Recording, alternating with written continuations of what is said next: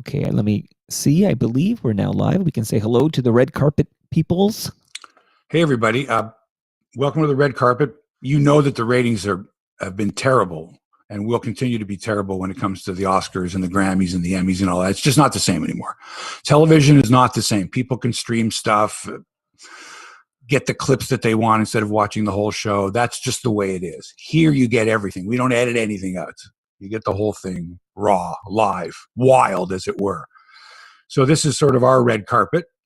And coming up the red carpet, what do we got here? Women's sports. Got into this big time with some people.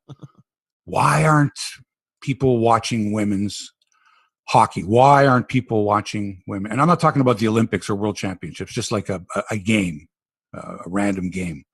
Women's hockey, women's soccer, women's basketball. You know, WNBA has been around for a long time. And they got a pretty good, and it's taken a long time. They got a pretty good following. It's a good feeder system from U.S. college basketball where, you know, women's college basketball scholarship players have an opportunity to have a career in that. And female hockey players want to be able to do the same thing. And same with female soccer players. Football is not a sport played by women.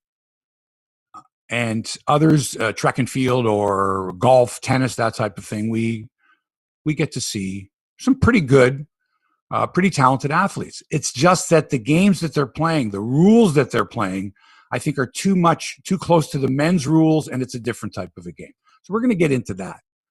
And for those who have daughters or, you know, you follow sports, if I said to you, hey, there's a hockey game, would you say, is it a men's hockey game or is it a women's hockey game? Or would you say, is it two good teams? Are there good players? Is it going to be a good, exciting, interesting matchup? You'd ask who's playing. That would be your first question. Yeah, might be. And if you didn't know who these people were, would you be willing to try to keep your mind open, your eyes open, and say, all right, let's watch it. I want to experience it. And I'll tell you afterwards if I will continue to follow this sport. And the only reason I'm mentioning women is there was a great article that I'm going to refer to, and it's about women's golf. And why women's golf isn't as exciting as men's golf. Why there's no Bryson DeChambeau on the women's tour that hits the ball 700 yards. And because it's physiological with women. There's no other way around. It's not that women aren't better. They just aren't as strong. We know that. And so a sport like golf, where there's a lot of power in the forearms, a woman is never going to be able to hit the ball as far, nor with as much spin because of that. Right. Simple. I think we can all agree on that. But how do you level the playing field so that the sport is exciting and interesting and appealing to the masses before they say, oh, it's women's sports? I'd rather watch the men. If I want to watch golf, I want to watch the men. Why don't women make as many eagles as men? Well, because they don't hit the ball as far and because the courses aren't set up for them to make eagles. They're too far. They still seem to think that, oh, well, you know, we'll make it 10% less than a men's course. Got to be more than that. May I interrupt you to ask you to retweet the link to the live show here so people can stumble in? And what's going on with you while here I am ranting about women's sports? Oh, Hebsy's on a roll here. What the hell are we doing? No, it's all good here. Just keep plugging forward, you know, keep things. I saw that picture of your beautiful daughter. I remember when she turned 5. Look at her now. What a doll. I know. She turned 5 on Monday. So we had a little party on Saturday. Yeah, she's nice. She's a cutie. So there, yeah. Oh, and I got and it related. So the youngest turned 5, and I'm 12 weeks. Well, I'm actually 13 weeks removed from my vasectomy. So I had my semen analysis, and there are no swimmers in there, so it was a success. So there will be no more children. Breaking news, ladies and gentlemen. Is that TMI? Is that TMI for the red carpet? As he stepped out of the limousine, Toronto Mike revealed to us and us alone of his future as a father. That's it. And a few other things like that. Yes, that's a Woody Allen film right there. Did you ever see the movie Everything You Want to Know About Sex But We're Afraid to Ask? You know what? I might have seen. I've seen a lot of Woody Allen. I don't know if I've seen that particular film. So actually. Woody Allen plays a sperm in one of the scenes. He's the sperm. He's got a costume on, and he's with a bunch of other sperm, and it's pretty funny. Right. Well, you know, it's one of those many interesting times we live in. Like, it's very funny, and now, of course, it's now very problematic to say that you find Woody Allen movies funny. Yeah. It's interesting times. You can't. I can't erase what I saw when I was 15 years old at that time because of what's going on now. Well, I can't just say, "Oh, geez, how could I have watched that at the time?" Of course, how could I have laughed along with millions and millions and millions of other people? Right. And you open up a huge Pandora's box here because you're talking. I mean, an artist that I like, whether it's a musical or whether it's a painter or a sculptor. And I love their work, and I'm only looking at their work, not as them as a human being. And now you're telling me that this person was a horrible human being. Well, you know what I think the best example might be? It might be, okay, so do you still laugh at the O.J. Simpson scenes in The Naked Gun? Because I do. Like, I still laugh. That whole scene where... Yes, of course. Of course. Right. This man murdered 2 people. But Mike, I still get goosebumps when I watch that run by O.J. Simpson when he was with USC against UCLA, where the year he won the Heisman Trophy. Right. I get chills. Right. Because I remember it puts me back to that time when I saw it live. And then as a Buffalo Bills fan, to know that this guy was coming to Buffalo. Like, think about the Raptors when they went, we're getting Kawhi Leonard. Times 1,000 if you're a Buffalo Bills fan. And in the draft, you're getting O.J. Simpson to this horrible football team. Oh, my God. Right. That's what it was like. So you got to separate the art from the character of the man. But at the time, if you were to say to me, in 30 years, O.J. is going to murder 2 people. Right. You might not invest your emotions into that person. Okay. So it's 8:21 whenever you're ready to rock. I'm ready to rock. I also want to ask you about our wonderful listener who passed this week. Big fan of yours. We'll definitely talk about that when you're ready. Okay. So here we go. Hang on, wait. I need some water. I've alerted everyone. I've alerted the media. That's you, I think, now. Okay.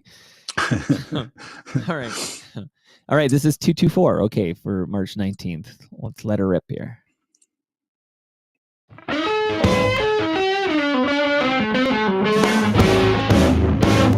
Welcome to Hebsy on Sports, episode number 224. And by way of introduction, I am Hebsy, and over there is Mike. That'd be Toronto Mike. Together, we're going to discuss the issues of the day, including the Maple Leafs, your favorite hockey team, and some possible moves they might make prior to the trade deadline, which is April 12th. That's close enough. Usually when you get to within a month of the trade deadline, it's, coming out of the trade deadline. And that word deadline, you better make a trade. If you want to win the Stanley Cup, you better make a trade. I don't want to hear about being a contender. I'm talking about winning a cup, getting to the final. Maple Leafs haven't been to the final since 1967. Not even the final. No, that's I think true. they've been to 4 Final Fours since then. 2 under Pat Quinn, 2 under Pat Burns. That's By the correct. way, happy belated St. Patrick's Day to everyone. The Toronto Raptors have fallen out of a playoff position, free falling, as Tom Petty might have said. May have to seriously consider making some moves as the NBA trade deadline is March 25th. That's next Thursday. That's the trade deadline. The Blue Jays, remember them? Apparently have a wildly talented team, or so they tell us, down in Florida. Not much visual evidence to support that. I mean, okay, I have to believe the writers, many of whom are sitting here in Toronto like me, getting their information and then tweeting it out at the same time.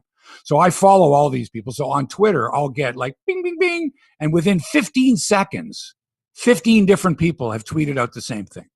Same when there's a hockey move, so-and-so DFA'd or whatever, trade, and boom, same ones. So it's like bang, bang, bang, bang. We're letting you know trades are happening like that.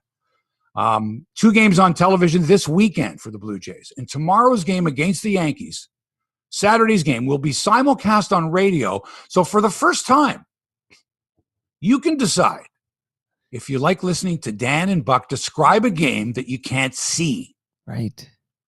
Also, a big media battle on Twitter this week. I got a little bit of it, but I know some people who were right in the thick of it between a couple of heavyweights, and one of whom out of nowhere tweeted something out that was like, whoa, taking some shots, personal opinion on something that like just came out of nowhere. Someone who does not do that. Wow. And caused a real firestorm. For sure. And it's sort of like you got to pick sides on this one. Do you agree with this person or do you agree with this person? Do you support that side or do you support the other side? There's no middle ground with this. You either support that person or you support that person. And it came out of nowhere. Right. And can women's sports women's soccer, women's hockey, women's basketball, women's golf be as exciting and competitive and appealing as men's sports? Are you up for that discussion a little later on, Mike? I'm always game for a good debate. All right.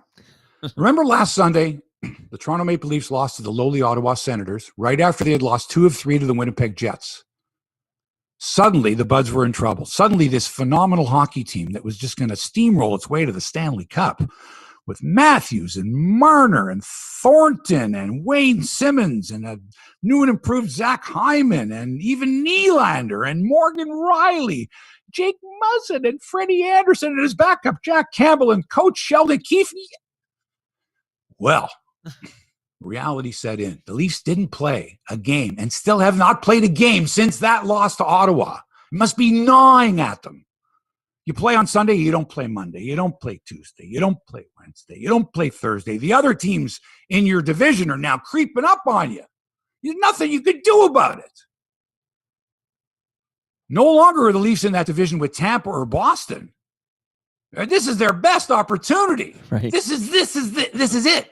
Your one chance in like, I don't know how many years where you don't have to worry about any of the American teams. You only got to look after the teams here in Canada and win the division. And if not, okay, second will probably be okay as well. But still, you don't have to worry about Boston and Tampa. Right. And General Manager Kyle Dubas told reporters this week that he'd be willing to trade a top prospect for some help. So let the trade rumors begin. Wow. April 12th is the trade deadline. Ooh, I'm sure the folks at TSN and Sportsnet are just giddy. Except they're going to all have to be 50 feet away from each other while they do this. So there's going to be 8 different desks out there. Let's go to the back desk where Craig Button and Darren Drager are sitting 15 feet apart. And here's the latest rumor. Now let's switch over now to Sportsnet and see Nick Kipri. Oh, no, they don't have Nick anymore. No, let's go to Doug McLean. Oh, no, they don't have him anymore either. Let's go over to Bob McCowan. Oh, no, he's got a podcast, and he's also simulcasting his podcast on a radio station, ham radio station, 2XV in Mississauga. Right. I'm kidding, of course, folks, but this is what's going on in sports these days. The Maple Leafs still lead the Gord Downey division. Thank you, Jay Onrait, for that. But barely. The Leafs have 40 points in 30 games. So they're tied with Edmonton, but Edmonton's played 33 games. So the Leafs are like in first place.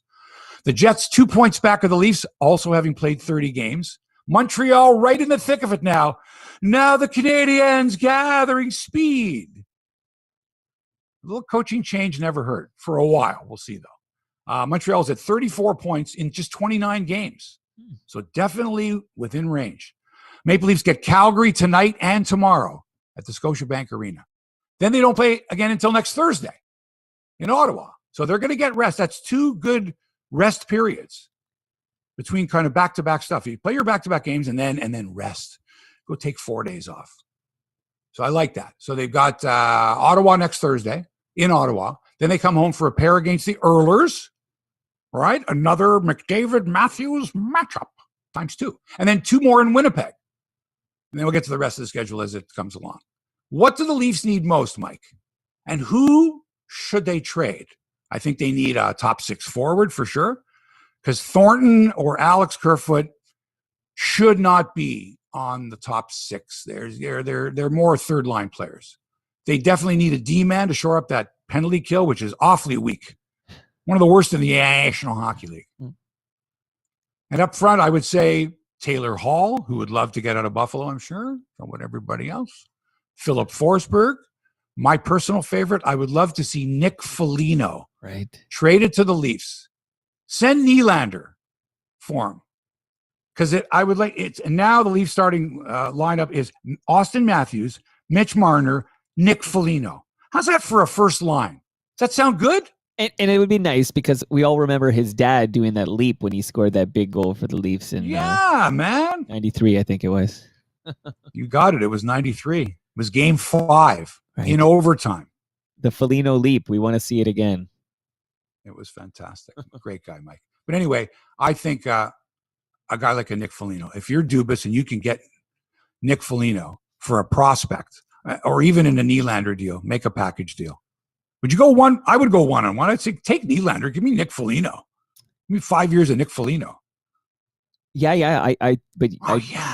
What's Nick's contract like? Do you know? Do you have? Doesn't matter. It's got grit. And if you get rid of Nylander, that's $6.9 million off the books every year. Well, that's just it. So of course. All right. So Kyle Dubas is all in. So let's hold him to it. It's the Leafs' best chance to make a deep run. How popular are the Leafs, Mike? Does anybody really know how popular there is? I would argue that I would suspect they're very popular. Really They're very popular, right? How popular? I would say they're the most popular team in Canada. Without question. Not even close. Sportsnet, one of the two all sports networks in Canada, announced this week that the Toronto Maple Leafs Montreal Canadiens game on 20 février drew 3.18 million viewers aged 2+. So all those babies, all those under 2-year-olds aren't even rated here. Right. So 3.18 million, Mike, that's a massive number. Well, when I said huge. I should clarify. When I said I believe the Leafs are Canada's most popular team, I meant like of all sports. Like if you, they are. Okay, I just want to point out I'm including the Raptors in there and the Blue Jays in there. We know that. Okay. Look, the Raptors basketball ratings will never. Well, I won't say will never. Well, they're very Toronto centric, and the Leafs seem to have much broader. Yeah. Because the Leafs have a history more than the Raptors do, and hockey, of course, in this country has a.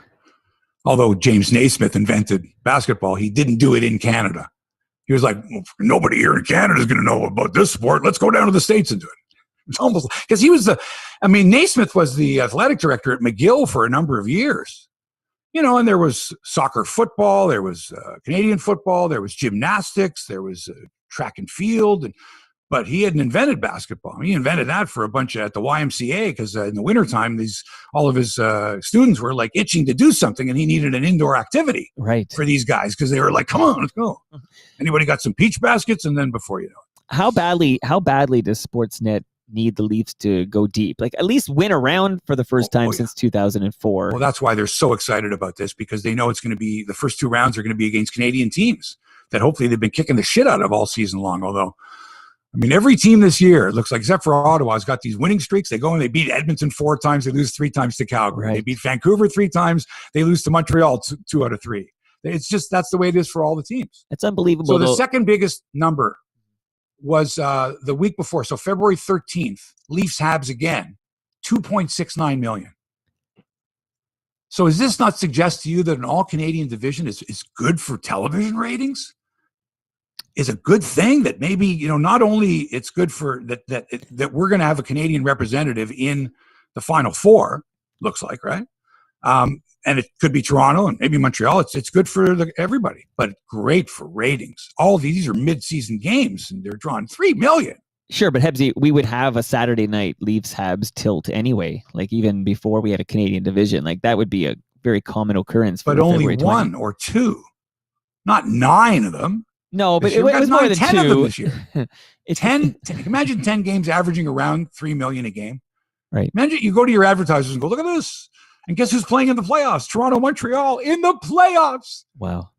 That'll be huge. Winner moves on. Loser goes home. Leaf fans are like, take me back to 1979 when these two teams played last. And we got swept. Cam Connor in overtime in game 4. And we were supposed to play them, but of course we lost to the Kings when Gretzky high-stick Gilmore and Kerry Fraser didn't call it. Right. By the way, so great numbers there, 3.18 million. That's fantastic. And thanks to listener Adam Seaborn for that information. At AHB Seaborn, Seaborn is his handle. Really good. Good follow for sports media information. He knows stuff in sports media. Mike, you did a podcast this week. It was a Harold Ballard podcast. It was stories about Harold Ballard. Sort of out of the blue, you went, oh, Harold Ballard, who, by the way, the anniversary of his death is coming up next month. But I was a bit disturbed that you didn't ask yours truly about any Ballard stories because I was there, man. Not like Gord or Bob Stellick, of course. But I Got some Ballard You- stories. you were if there. you want for your next podcast. Well, listen, let me just firstly say that that's a great oversight on my part. Like sometimes you're so close to somebody, like they're in your own backyard, you kind of look over their head. I will say that the great Tyler Campbell went Did a through. terrific job. He went sourcing through out looking. those Yeah, cuts. he sourced out the cuts, so they were existing conversations from But Toronto. you would Mike never. I episodes. guess you would never ask me in all the podcasts I've done with you about Ballard. Yeah. There was never a story. Which is, again, huge oversight on my part because I love the Ballard story. So next time you're on Toronto Mike, I'll be hitting you up for some good Ballard stories and we'll do a sequel. No, too late. No, now. How about now? What about now on my show?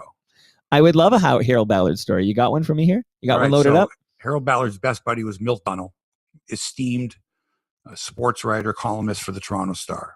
He could call him up in the middle of the night, give him a story, and the player would find out from Milt Dunnell's column that he had been traded or something like that, or that Ballard didn't like him. So I'm sitting one day with, I think it was with Dan Matheson, who was with CFTO at the time. And Ballard's sitting a couple rows in front of us, and he's got a pair of dirty pants on and a dirty shirt and he looks like a schlub there, but he owns the Gardens and he lives upstairs. And he's sitting next to Milt Dunnell and they're talking, and he goes, "Hang on a second, Milt." And he pulls a syringe out of his pocket, and he doesn't wipe alcohol on right through the dirty pants.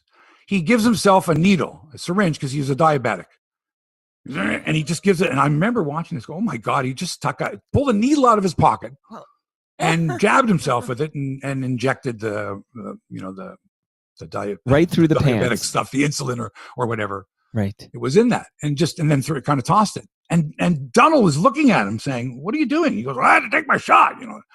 This was Harold Ballard. And by the way, that number 14, what's his name again?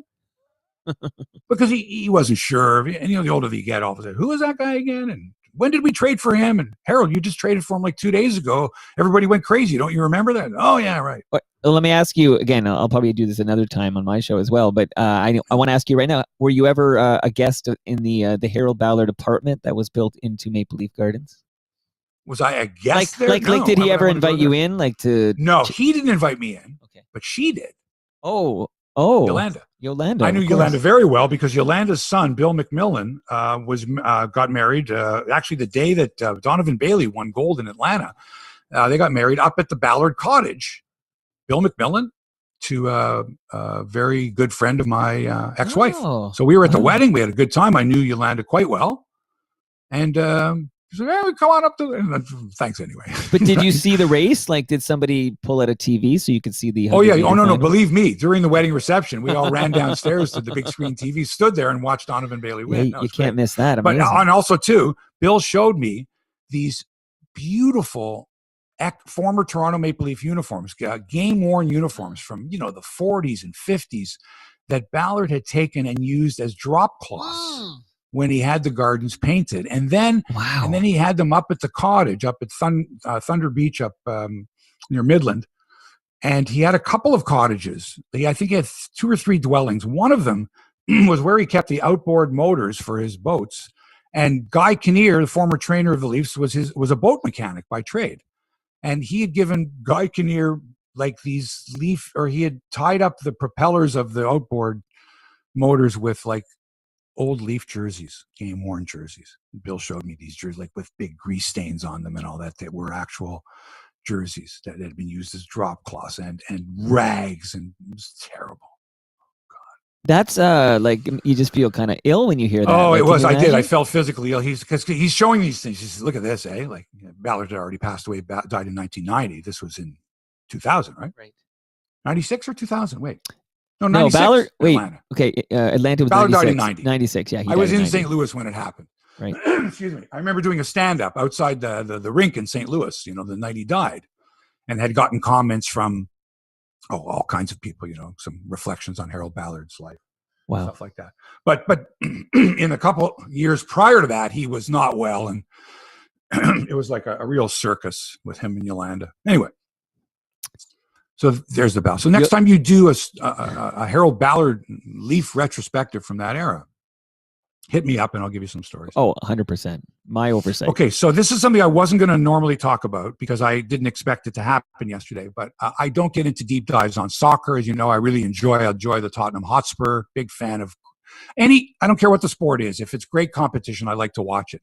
I really do appreciate great soccer, Champions League, well played, Premier League, whatever. Right. So I'm a Tottenham Hotspur fan, and I'm a Toronto Maple Leafs fan. And the reason I mention the two is they're exactly the same. They're the most frustrating teams to root for.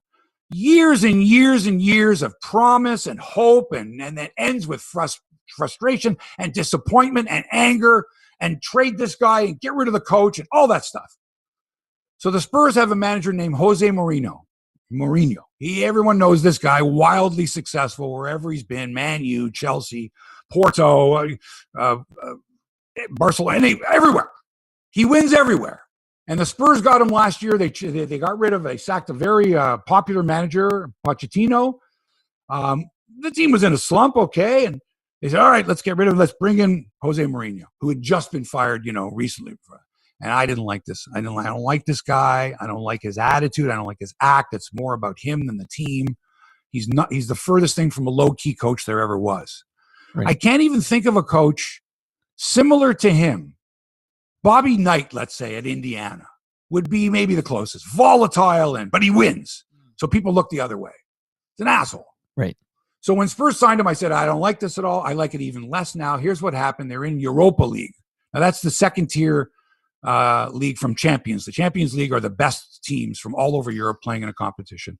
And Europa League are the not so great teams, but they're okay teams, the pretty good teams that weren't good enough to make Champions League playing this Europa League. So Spurs are in Europa League. They had to qualify to get into it. And now they're in the round of 16 against a club from Croatia called Dinamo Zagreb. Not a very good team. They're a Croatian team. Croatian league is not that good. And so Spurs win the first leg of this two-legger 2-0 at home. They could have won 5-6-0, but they won 2-0. Now they go into Zagreb, and there's a rule called the away goals rule in these ties, right?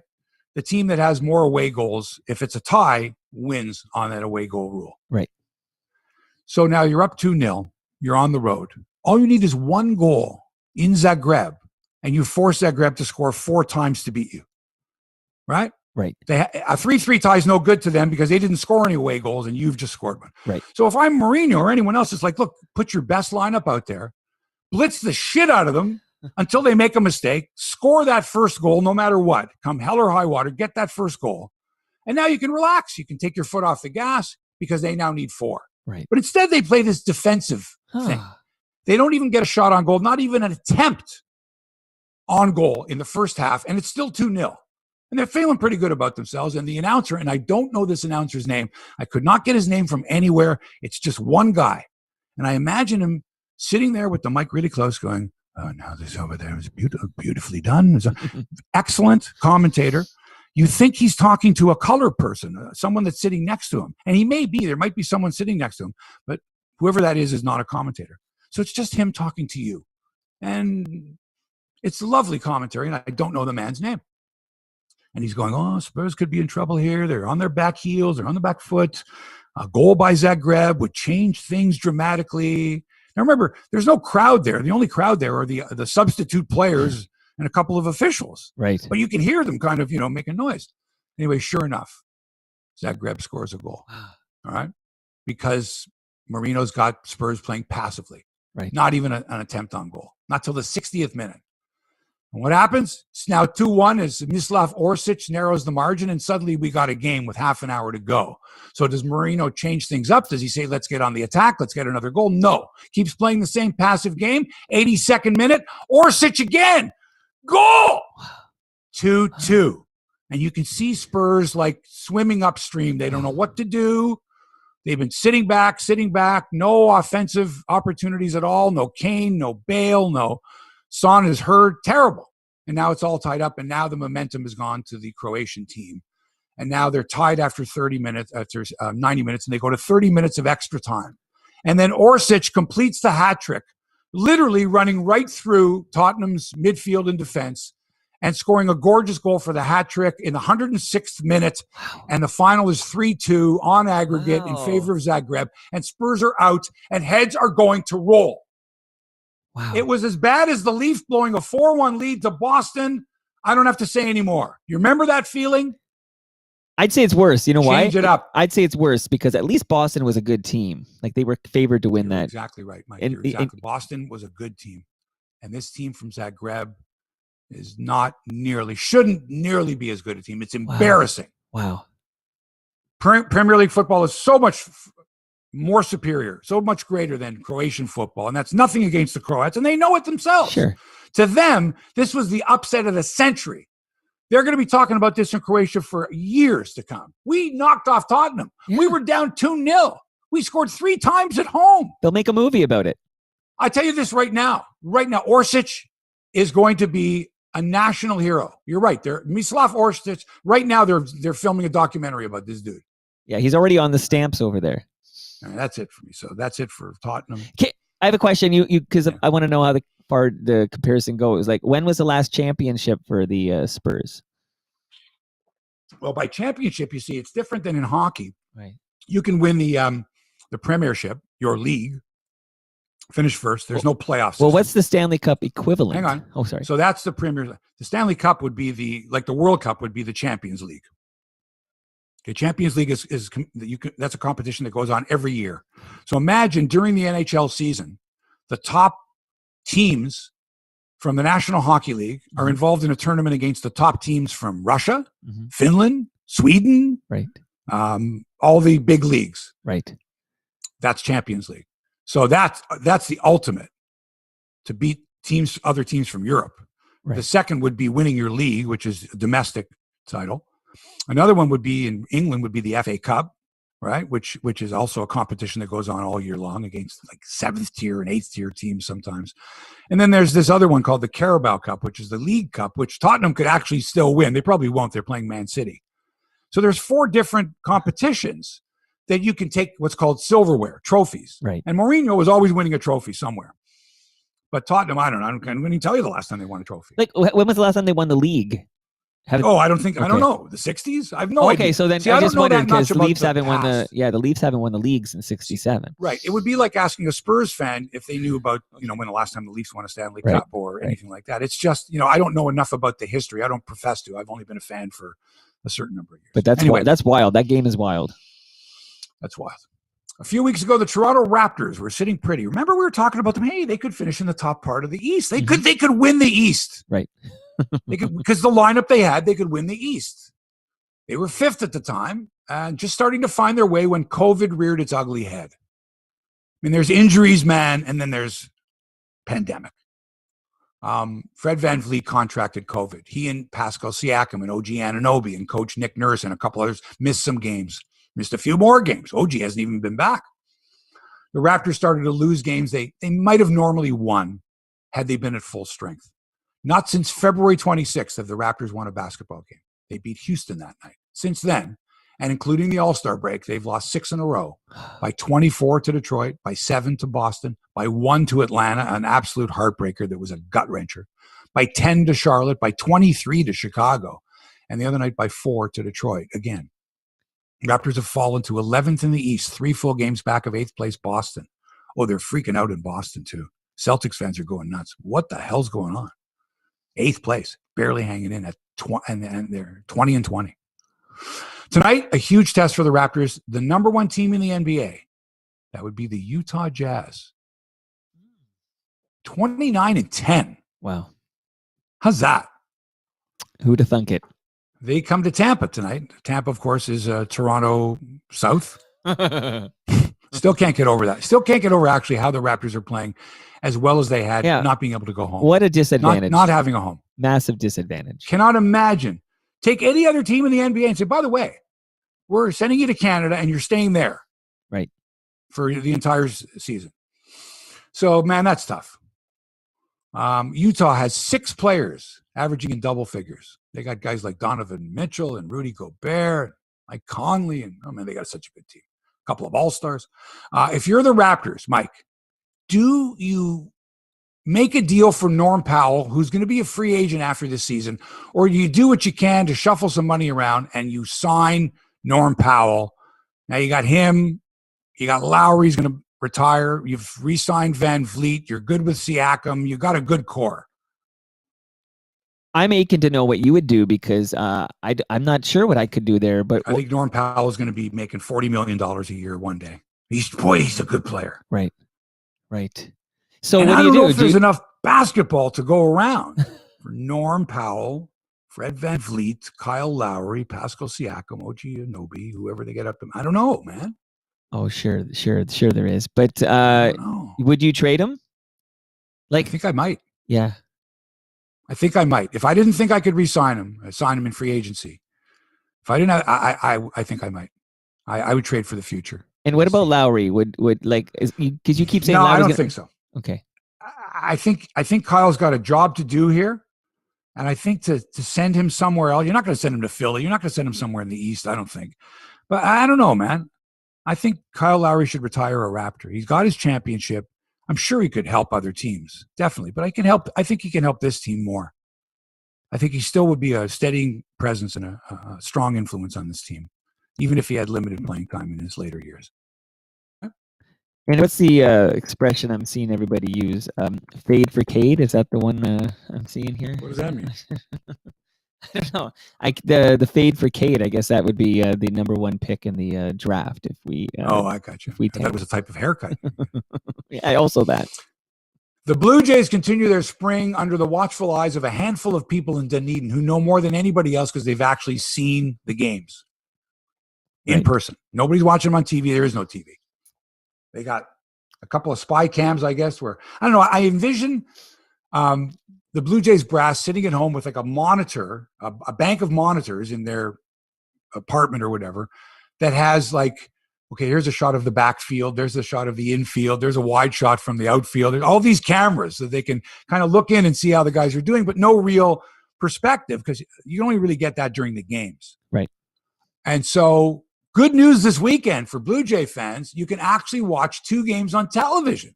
Tomorrow's game against the Phillies comes via the Phillies TV feed, so the Phillies announcer, so you're not going to get much Blue Jay stuff. But then Sunday, Dan and Buck and Hazel and Arash and Pat and Shy and Ben and Joe and Jamie and Kevin, and I'm sure everybody who's involved in Sportsnet's baseball coverage will be part of the game in some way, shape, or form from various locations. They've got to be, because this is your chance to now introduce the people that will be covering the Blue Jays on Sportsnet this year. This is your chance. Hi, everyone. Welcome to our first game of the year, the first Blue Jay game on Sportsnet. Great to have you along. Hi. I'm Dan Schulman. He's of course quarantined, right? But that's okay because he's doing, the games from like the same place he was doing them last year. No, he's doing it probably from home because he's still quarantined. Is he home or was he doing some NCAA stuff? He was, and then he came home and then he has to quarantine. Sure, he's got his little promise. He says, you have to promise to quarantine for 14 days. So he's doing it out of his house. Right. Buck's down in Dunedin, so he'll do it out of his little spot there. And everyone else is in different locations. Wild. So that'll be interesting, huh? Yeah. But the most interesting thing is I'm going to listen to it on the radio because I want to hear what it sounds like. The first simulcast of the spring. Well, I anxiously await your review because I think you'll listen with a more critical ear, if you will, as to whether it's translating well. I am of the opinion I will. That, I want to hear what's going on. And listen, I don't think there's going to be a problem because I do believe that Dan and Buck are an outstanding team, and I will be able to get the gist of what's going on by listening to their audio. And I'm sure that they're more than well aware that this is going to be broadcast on radio too, and that they're going to have to be a little more cognizant of the fact that we need some description as opposed to looking at the monitor and saying, well, there it is. I think they're pretty good. So let's find out. And again, my hypothesis here is that Dan and Buck are so damn good at that and so beloved by Jays fans that they will not be able to fuck this up. The Jays are an absolute mystery to me, though, this year. 3/4 of their infield are sons of outstanding major league players. All right? Biggio at third, Bichette at short, Vladdy at first, looks like. Now, just the fact that these 3 kids grew up in major league clubhouses had a huge advantage over other people. Just the knowledge that they took in, the training, the repetition. Imagine being 4 years old, get into the batting cage, go take as many swings as you want. How many 4-year-olds can do that? Yeah, there's Prince Fielder. I can run. Yeah. Ken Griffey Jr., right? Right. Barry Bonds. Think of all these guys that grew up in major league clubhouses and with major league facilities from the time they were little kids in spring training, 12 months a year. Right. And take a look at this Blue Jays team and say, are you not dying to see these guys? And you've seen them before, but now Biggio looks like he's going to be your third baseman now, right? Marcus Simeon's your second baseman. All right, you got Lourdes Gurriel Jr. I never saw his father play. I've seen his brother play. I've seen him play. It's pretty good bloodlines there. Okay? Got this kid Springer. You've heard of him before? An Yes. MVP candidate? Remember when we hated him for cheating? Hated him. Now we love him. How does that work? Same with Roger Clemens. Remember we hated Roger Clemens. Now he's a Blue Jay. Okay, we love him. Right. Anyway, speaking of pitchers, every time the Jays play a game, some pitcher gets hurt. Even if they don't play. Side session, Nate Pearson. Oh, my groin. Again? You were the number one prospect. You could throw 105 miles an hour. Then you were the number one prospect. You were down to 103 miles an hour. Now you're the number 1A prospect, and you're hoping to get it back up to 97, but you can't because you aggravated your groin. Then you're sitting there watching Thomas Hatch take himself out of the game the other day after screwing up his elbow. It's spring training. How do you get injured in spring training? Are you not supposed to take it easy in spring training? Is the trainer not supposed to go, whoa, whoa, whoa? 15 pitches and that's it. And no fastballs. Right. And don't be snapping off the curve. Wait till May for that. No. Here's the Blue Jays starting rotation. Ryu is 1. 2 is a question mark. Could be frickin' Tanner Roark for all. I don't know. 3 is a question mark. 4 is a question mark. 5 is a question mark. Right. All right. Bullpen, we got 8, 10 guys. We're going to have an opener. What are we going to do? What are they going to do? Every time a guy goes out there to pitch, what are they going to do? They're going to get Alek Manoah and Simeon Woods Richardson, rush him up to the majors? Because that's what they're doing with Pearson. They're rushing this guy up. We got to know he's almost 24 years old. Let's go. Almost 24. So you don't think he's ready for prime time? Not even close, Mike. Not even close. Have you not noticed this? Can't find the strike zone. Pitched 18 innings? Do you know that Nate Pearson, including college, has thrown 195 innings? That's it, Mike. That's shocking. He's almost 24. He's thrown 195 total innings, college and minor pro and major league. You've pitched more innings than that, I think. Alek Manoah, who's a year younger, has thrown 268 innings, and he's probably going to start in Double-A. I mean, he might, but that would be some rapid rise, and I don't want to see that. I'm not ready for that. I don't want to be some phenom pitcher again, some young guy. I saw Phil Huffman, and I saw all these young guys come up when they were way too young. It's like when the Leafs used to rush up those young defensemen, right? That's exactly what it is. Do you remember watching Drake Barahowski as an 18-year-old? He should be back in junior. He went to my high school. I just want to throw that out there. Nicest guy. I'll never forget his first game was against Pittsburgh. I was like, holy cow, he's not ready for this league, not even close. Right. But he was a first-round pick, an 18-year-old. That's the same thing. Nate Pearson's not ready. Right. He's just not ready. Okay, but despite what the club wants you to think. Sure. He's our number one prospect. Okay, so offensively, Jays are going to be A-okay. Like hopefully we hit the cover off the ball. We're going to have to. We will. Now, so it's all going to come down to pitching and defense, like they say, that wins the championship. So we got a number 1 and 4 question marks. That doesn't sound like a championship team. Question mark and the Mysterians. So we're going to have to hope that somebody breaks out like a Matt Shoemaker a couple years ago, or I don't know, maybe Francisco Liriano's. I don't even know where they're going to pitch these guys. I mean, they might ask for volunteers from the bullpen. Who wants to go out there and throw? And the fact that everybody's arm seems to be ready to fall off already. Already, right? It's like, how many innings can these guys? Is it going to be a starting pitcher now going to go? Like I said this last time, is it going to be 3 innings for a starter now? Is it going to be 50 pitches? What is it? That's where it seems to be heading. This is why the old timers like me, I really do have to figure this out for myself, because I still love knowing Dave Stieb is pitching today, and let's see if he completes this game or if he can throw 8 good innings of 3-hit ball or something like that. Like those days are so long gone, Mike, Nate Pearson has thrown 195 total innings, including college. Right. How do you expect him to stand out there on the mound against major league hitters and negotiate his way through these rough waters? I guess if he can throw it 105, they figure But you're telling me it's down to 102 now. Is that what it's down? But even if it is it in the strike zone? Does it have movement? Can a major league hitter hit it if it's straight down the middle? They all can hit it if it's straight down the middle. But they can also lay off of it when it's out of the strike zone. So maybe we have one starter, and maybe you're right. Maybe it's all like just stringing together the right relievers. Like maybe you have one guy who you can send out there to throw 6 innings or whatever. Well, no. Here's what you really need. You need to say to Ryu, look, we're paying you big money. We need 250 innings out of you this year. I thought you were going to say we need 250. So that's over 7 innings. Close to, let's say 8 innings a start, 30 starts, maybe 30 some odd start. No, it's not this year. They won't, because they don't get a full schedule in this year. No, right. Not only that. But, okay, so that's never going to happen. If he's your ace, if he's your workhorse, if he's your number one, ride him, pitch him every 4th day, every 3rd day. Get your money's worth. I don't know. Yeah. What's Mark Burley doing? Is Mark Burley around? I feel like we need, or him, and maybe get those guys who eat up the innings. But you think he was an innings eater. That was 200 innings. I know. And think about that. If you have 30 starts, 200 innings is like 6 2/3.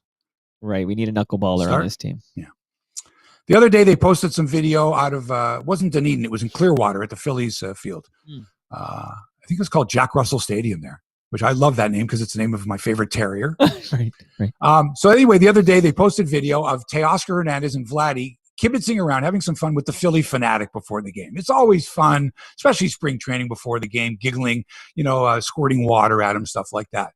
And I saw this, and it was cute. And former Blue Jay Jesse Barfield commented on how much fun the kids were having. Boy, how much fun they're having. Look how much fun those kids are having. Right. So I thought, you know what? When I used to follow the Jays and went down to spring training, Jesse and George and Lloyd and the guys always had fun in spring training. We're always goofing around, mugging for the cameras.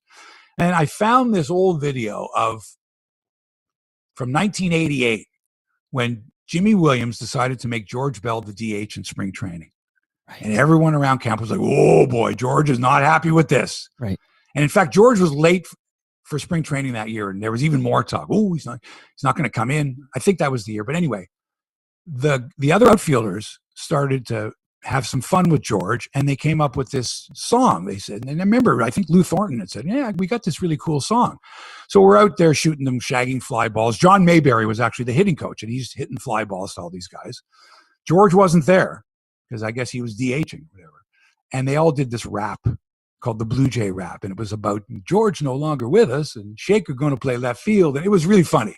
And Rob Ducey, Lou Thornton, Jesse Barfield, Lloyd Moseby were doing this rap. And myself and my cameraman, who I think was Mike Grippo at that time, rolled the camera, and they knew that we were rolling, and they're mugging for the camera. They did this great rap. Amazing. And high-fived each other, and I found it, and I posted it. And Jesse is like, where did you find that? You find that, man? Like, where did you come up with that one? I saw that. I liked that tweet because it was great. I witnessed that in real time on Twitter, and that is amazing. And I'll just point out the fact that Lloyd Moseby is actually quite the rapper. He's got I have one of his songs, Shaker's Rap, and Shaker's Rap? Yeah, Lloyd was a good rapper. And Lloyd was allowed to do that, and any audience that would come along, and nobody had cell phone cameras or whatever. No cell phone. So if he saw a photographer, not a still photographer, but a videographer, then yeah, man, he would do his thing. He loved it. It was good. And it's stuff kind on of audio somewhere of him too. Think about this age we live in, when you can share video like that with Jesse Barfield, who can then engage with you. Like, would that have been possible? 12 years ago? No, but I do remember having Moseby on my radio show, and he would have been, maybe 2nd or 3rd year player. Had him in the hotel room where I had the radio set up with a couple of mics and headphones, and sent it back to Toronto. He was taking calls from listeners. Someone had asked him about his career. What if you weren't a major league player? What would you do like that? And he's like, "Oh, I wanted to be a singer." And then he sang some stuff, and I said, "Well, sing something." Right. He's going, "No, I can't do that." I go, "Come on, man! Like, we're sitting in the hotel room, right? We're broadcasting a 2-hour talk show. Like, go ahead." And he's like, "Really?" I'm like, "Yeah." And he had a nice voice, and he was good. Okay, pop quiz. Let's see. You probably know the answer, but which Blue Jay of that era once sang the national anthem before the game? Of that era, Roy Lee Jackson. You got it. Beautiful, baby. I was there. Wonderful guy. Roy Lee Jackson. Joey McLaughlin was the best of them all. People hated him because he gave up those key home runs, but he was such a great guy. He was the best interview guest. He had the best sense of humor, personality. I mean, I remember getting him one day. He had just given up a 3-run homer to Chet Lemon. The Jays blew it. They were, oh my God, on their way into a tailspin. And he was like, man, what can I do? I pitched it. He hit it out. Credit to him. I tried my best. And he was a great guy. I really enjoyed interviewing Joey McLaughlin. And he was a pretty good friend too. I was around the same age as those guys at that time. Right. When I was doing those radio shows, I was 26, 27 years old. And most of the guys on the team were around that age. I mean, Barfield's a couple years younger than me. Moseby's a couple years younger than me. Bell, all these guys were born in the late 50s. Yeah, they're all like the same age. Yeah. Yeah. Now, Mike, you're going to have to help me with this. I didn't get the whole story earlier this week. I did roll through a thread where Gord Miller, the TSN and NHL and NBC play-by-play guy for hockey, got into it with or accused Barstool Sports of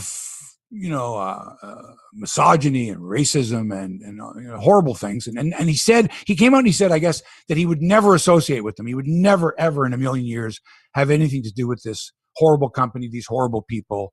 Right. And from what I could tell, it was unprovoked. It was more of a statement than a reaction. Do you know anything about this? Okay. Yeah. I believe somebody asked him if he would appear on, what's the big one? Spit and Chicklets. Spit and Chicklets, which is a terrific podcast. Yeah, that's the number one podcast in North America when it comes to sports. So that's a Barstool Sports production. Okay, so yes, it is. So I guess he was asked if he would appear. Paul Bissonnette, right? And I can't think of the other guys, but anyway, it's been on for a few years and it's very popular. Yeah, no, I hear good things. I've actually never consumed it myself, but I get all my sports commentary from Mark Hebsy. So that's these guys are good. So.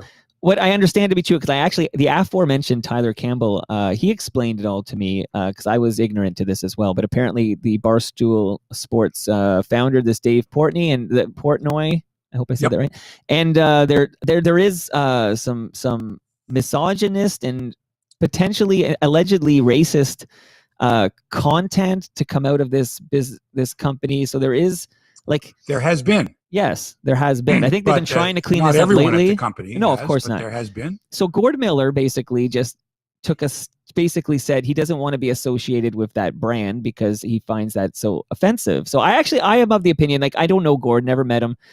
He's yet to be on Toronto Mike, so what's wrong with that? But Gord Miller, I like it when somebody takes a stand on something like that. He has, but out of the blue like that, unprovoked. Though I don't know if it's unprovoked. There must have been something else. Somebody asked for him to just go, because Gord Miller has never, to my knowledge, ever said anything controversial unless it had to do with it wasn't a random hockey game that he broadcast. Right. So you know what I mean? But he was asked if he would go on the show, and that was his answer. And then I guess he decided that he chose that moment to sort of lash out at these dinosaur antics that he lash out. Right. Yes. He decided to make his stand known. And it is interesting because you don't see that very often from people in his position. Usually they just stay mute. Like why offend the bros, if you will. Right. So do you think he did this for some kind of publicity or to gain support from, because when someone at a big network tweets something out that's that or sends something on social media that is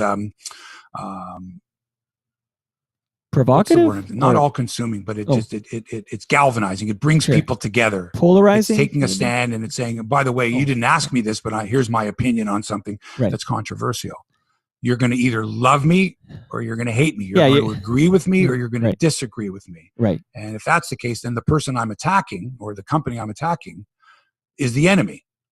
Right. And so what I noticed was I saw a lot of TSN people, Bell Media people, going, way to go, Gord. And I saw a lot of other people going, hey, Gord, don't you work for Bell Media, those scumbuckets that did this to your friends, et cetera, but also, too, a company that, has done, there have been, some in the past misogynistic comments, people who work there that don't work there anymore, some controversy with these people, with those people.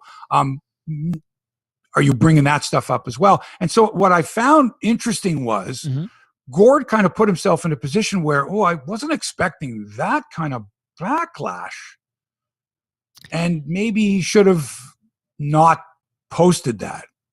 Well, to say it on a radio interview is one thing. Right. To say, if someone asks you in a radio interview, will you go on Spit and Chicklets? And you say, well, no, I'd rather not. And I say to you, well, can you explain why?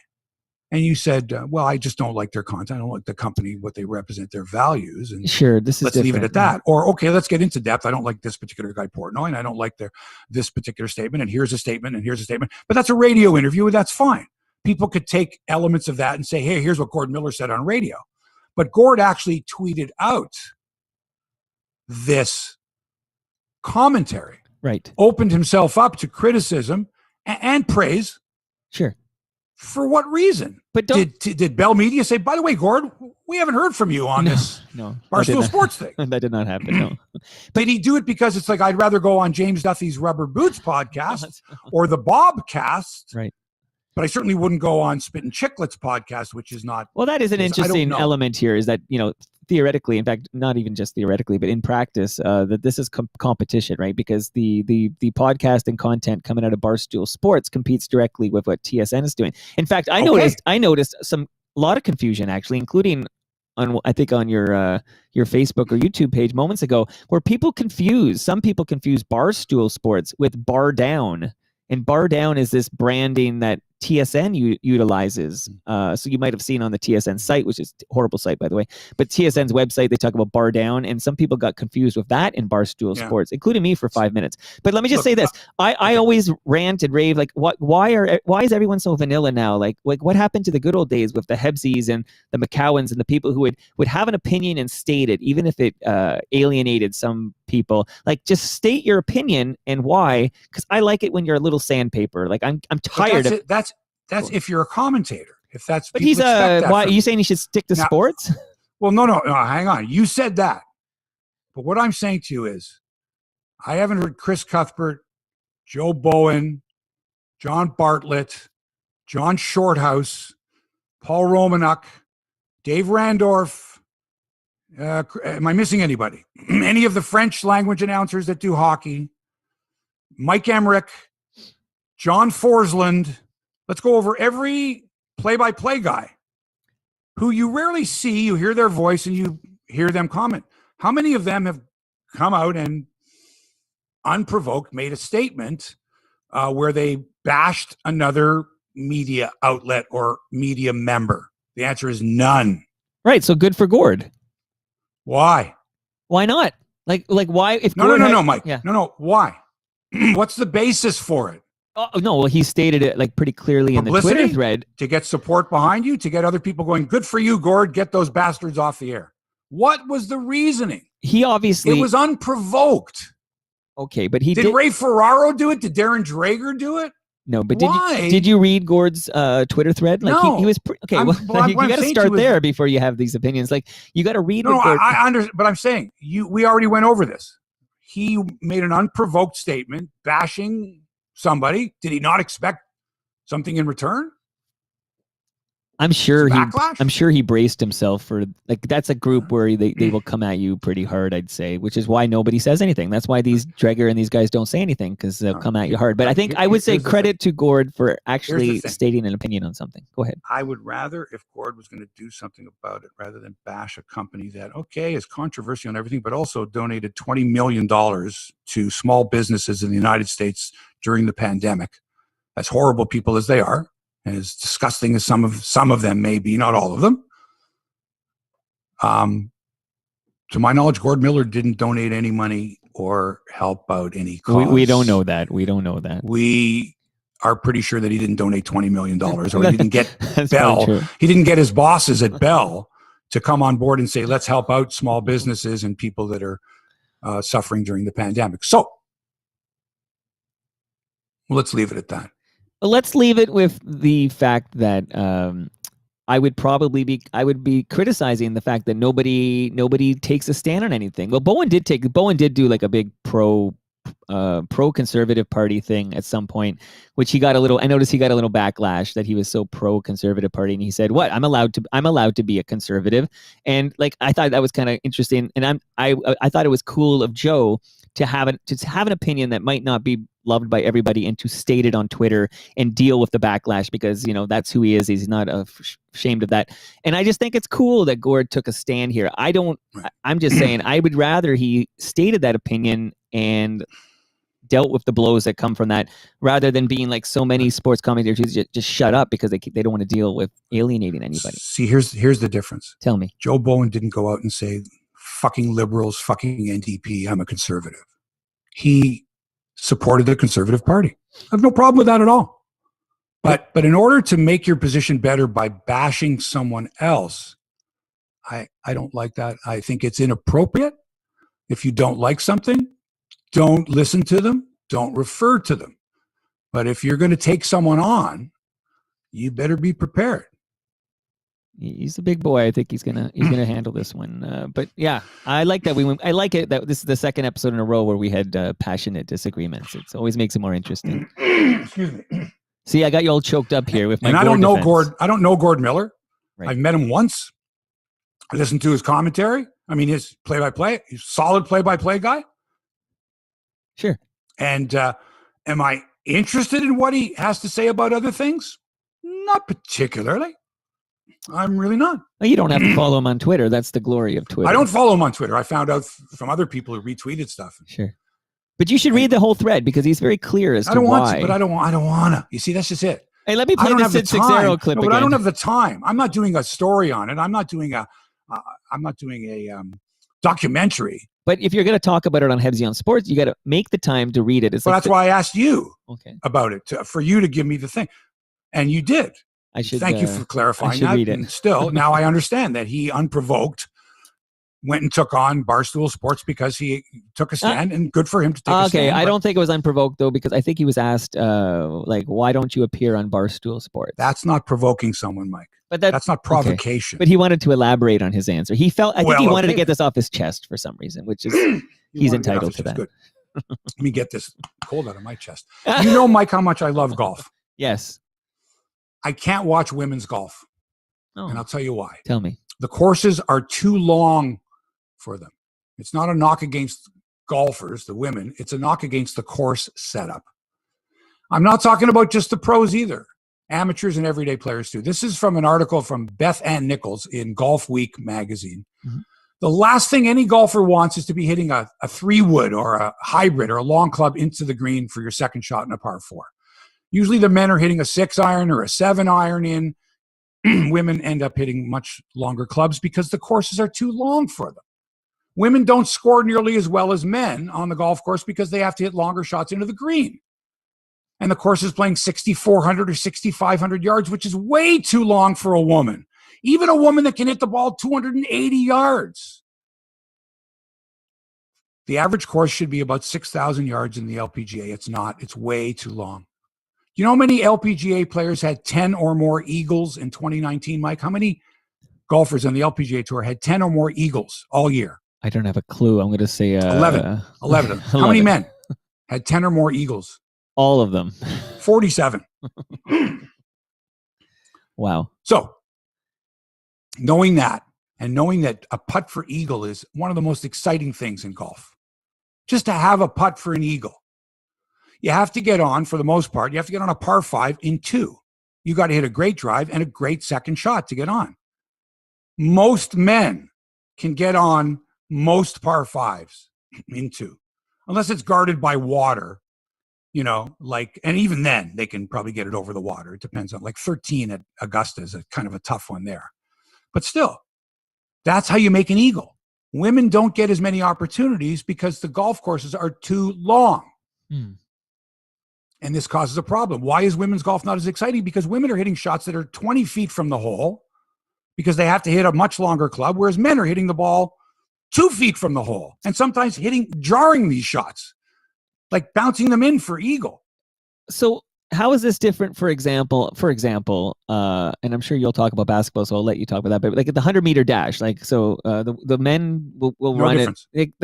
So very, very, very marginal. A man can only run whatever the second and a half or whatever over 100 meters. That's pretty small. And there's no difference in the track, the shoes you're wearing. It's 100 meters, go. But basketball, right? The rim is 10 feet high. The basketball for women is I believe it's 1/16 of an inch less in circumference than a men's. You could make it a little smaller. Women's hands aren't as big as men's. Sure. Suppose you want to see more exciting women's basketball. You want to see dunking. Why don't you lower the net to 9 feet 6 inches? Lower the rim by 6 inches. Reduce the size of the ball slightly so the average female player can get her hand around the ball like a man. Yeah, palm it. And actually dunk. Wouldn't that be more exciting? Would more people want to watch women's basketball because they can dunk? I think dunking does bring out the masses. I think people like to see a dunk. All right. Let's take women's hockey. Tough one. Same rules, same size ice surface, same size goal. Would you say in the women's game, what's the least appealing thing, but what would make women's hockey more appealing, Mike, to you? That if you didn't know who the players were, you'd say, you know what, let's go watch a game. I'm going to guess you're going to say body checking. No. Okay. Then scoring. Okay. I think that, look, it's great to see fabulous goaltending and phenomenal saves. But in this case here, if you lived in a town that had a junior hockey team, and that was your main source of hockey entertainment, you supported the local junior team, maybe the junior B team, and a women's team came to town, a women's professional team came to, I don't know, Barrie or Oshawa or Belleville or Kitchener. Mm-hmm. So come on out and watch us play. We're professionals. We're playing against other great professionals. You've seen them in the Olympics before, representing their country, Canada, U.S. What's going to get people to go and watch this new women's professional league, for example, versus going and watching your Kitchener Rangers play or your Oshawa Generals play? Great. No, that is the great question, right? That is and it. Here's what it would do. Two things. You either reduce the size of the ice surface, which is very difficult to do. You could not do it playing those arenas. Right. Or you make the nets bigger. But wouldn't not people just complain size, about that? A bit bigger and add some scoring to it. Wouldn't people just start complaining about that? That the nets are. What if they went? What if more people went because there was more scoring, more wide open hockey? Or how about this? You make the women's game 4-on-4. Would it be more exciting? Would it be more appealing to the masses? Anyway, I'll leave you with these. Interesting. In tennis, men have to win 3 sets out of 5 in a major championship, but only in the majors. Right. Women only have to win 2. So that's a start because the size of the ball is the same, the size of the racket is the same, the size of the court is the same. Right. Right? Yes. Football, not part of it. Right. But golf for sure. Number 1 in golf is if I want to watch good golf, I want to see people, men or women, hitting it close, hitting it stiff, getting on the par 5s and 2, having a putt for eagle. You see what I mean? Do you watch? And women aren't going to be able to do it. Men wouldn't either. If you said to them, if you were to play a men's tour where every guy could hit that snot out of the ball off the tee, yet still had 200 yards in on the next shot on a par 4, you wouldn't see all these eagles and birdies. Because even from 200 yards, it's a lot tougher to get the ball close to the hole than it is from 130 yards out. But that's what's happening with the women. And I know this firsthand playing golf because women that I've played golf with, and we play at crosswinds a lot, and crosswinds is 5,100 yards from the front tees. They call them the ladies' tees, but 5,100 yards, which is considerably less than an LPGA tour, considerably less than the men's, but still. It's not easy. There are some holes that are about 350 yards. And for a woman to get on the green in 2 in 350 yards, an amateur player, you got to hit a 200-yard drive and a 150-yard second shot. And that's not easy to do. So if you reduce the length of the hole and allowed most women to hit their driver and then have a chance to get on the green with their second shot, with an iron maybe, imagine how much better the scoring would be. You know what the average score is for an NCAA Division I golfer on scholarship? Average score for a woman. 82? 89. Oh. Now, there are some very good golfers that are shooting in the 70s, but there are others who aren't. They're not. The courses are pretty long. And believe me, shooting in the 80s for anyone is still damn good. But you want to see women shooting. I want to hear a woman, someone's got a chance for a 59. You've never heard that in women's golf. I believe there have been 4 or 5 female golfers that have actually hit 60 or better in a round. And there have been tons of men. Oh, every year there's somebody flirting with 59. Why not a woman? Only Annika Sorenstam has shot 59. Why not? The only way to do that is move the tees up, make the courses shorter, and every week it's going to be, hey, so-and-so shot a 61. So-and-so. Wow. Do that. It's more appealing. It'll be more fun, and people will want to watch. Look at that putt by Brooke Henderson, an eagle putt. She made 2 eagles. She's not making 2 eagles on the LPGA Tour this day unless you're hitting the ball a long, long way. Anyway. I love your passion. Right. Before we go, Mike, we lost one of our most loyal listeners, mine and yours, this week. Suddenly, I'm getting chills here. I feel really bad about this. You announced it this week. Tell us what happened. Well, you said it. Like Sheila Kanisewicz was her name, and she was known as Shewitch on Twitter, so people might recognize that handle. But she never, and she was, and forget Toronto Mike. Yeah, sure, she listened to that, but she never missed a Hebsy on Sports. So every Friday morning, this was her routine. She would schedule her mornings around watching us live. And she was very vocal with her support, like on Twitter, et cetera, or telling people, like, you know, if you're not listening to Hebsy on Sports, you're missing out on the best independent sports commentary. Like, what a massive fan of what you do. I don't know if you met her, but you and her both. I did. I met her at one of your events. Yes, I was going to say. So she attended 5 of the 6 TMLX events, and I think like you said, you met her at one of those. So I think at 2 of them, actually. Now that I think of it. Because she's a huge fan of yours, and she's a passionate. But every morning I would read her tweet, and it was every morning it was like, "Good morning, everyone. Time for coffee and redemption. Right. Have a great day. You know, thumbs up, hearts, stars, beautiful. Always a good thing to wake up to." Absolutely, and it's kind of hard to believe, but a week ago yesterday, so I guess that's 8 days ago, she very suddenly passed away from a heart attack. So it's one of those where she was having a fine. I talked to her boss. She was fine all day, working away, feeling good. And then very suddenly, you know, they call it the Widowmaker, and terrible name for it, but it got her. And yeah, we're going to miss Sheila because her passion and her support meant a lot to me. And I know it meant a lot to you. So this one's for Sheila.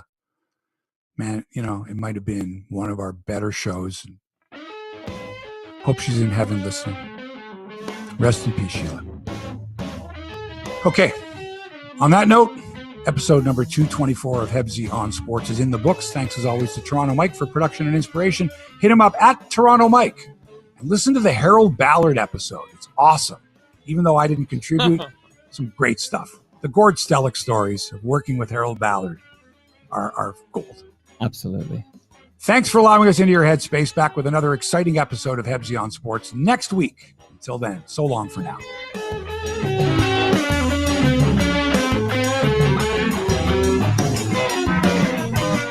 This podcast has been produced by TMDS and accelerated by Roam Phone.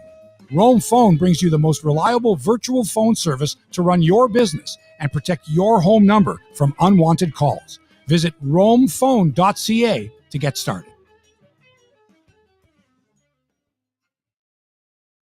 All right, let's say goodbye to the cameras. Goodbye, everybody. Thanks